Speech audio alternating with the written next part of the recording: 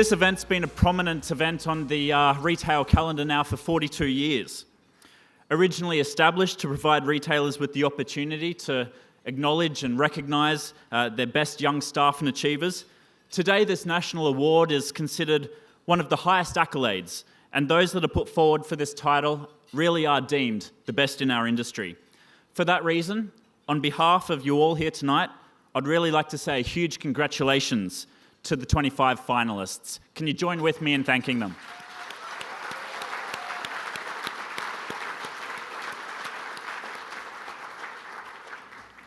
And tonight I think it's also important for me to say, celebrating the success of our young leaders and showcasing our future is also important for the sake of our entire industry. These are challenging times for our businesses. There are storm clouds on the global economic horizon, yet it proves difficult to get and to keep and to hold the attention of governments who seem so subject at the moment to short-term media commitments and the like. And it's so difficult to secure some of the reforms that we really need to grow and build our industry. So here is a simple message that I'd like all of us to take away and to pass on to governments, to media and to decision makers all around Australia. The retail sector contributes 10% of the jobs in this country, more than 1 in 10 jobs. It provides a first foot in the door for many of our youth, and when governments do take efforts to tackle the growing unemployment rate in this country, it will be our sector that punches above its weight to find jobs for those returning to work. Retail is also the industry where many will first try their hand at entrepreneurship, at starting their own small businesses. This is the industry where people start small businesses and those businesses grow into bigger and more successful businesses.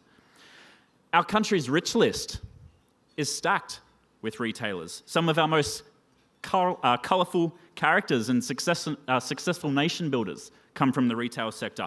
And retail companies, retail businesses are some of this country's biggest companies all up in the stock market, employing almost every single type of occupation that there is under the sun. Accountants, lawyers, marketers, you name it. You can follow almost any career path that there is in the retail sector. Yet too often, we hear people deride the retail sector and perpetuate the myth that retail is somehow just something you do on your way to something else, a stepping stone to another career or another industry. I've heard ministers say it. I've heard teachers and educators say it. I've heard bureaucrats say it. And I see at the moment and recently governments all around this country cutting funding to training and to workforce development. It started with the previous federal government. It's been maintained by this government and it's been copied by most state and territory governments across the land.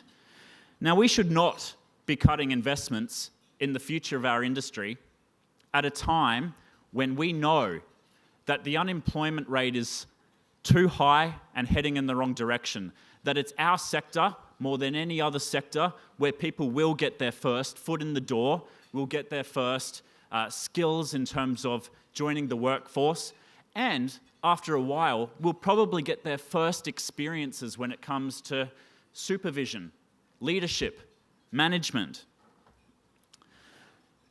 It's time to break the myth about jobs in retail.